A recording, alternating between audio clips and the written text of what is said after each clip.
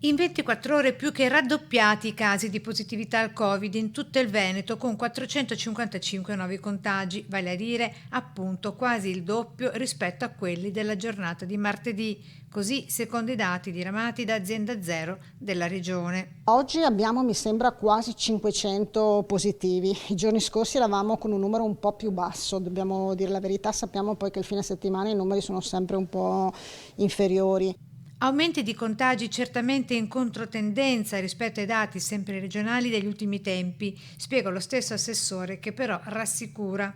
Però abbiamo visto che le terapie intensive sono stabili e questo insomma è sicuramente un dato per noi molto importante, ma anche un dato di riferimento.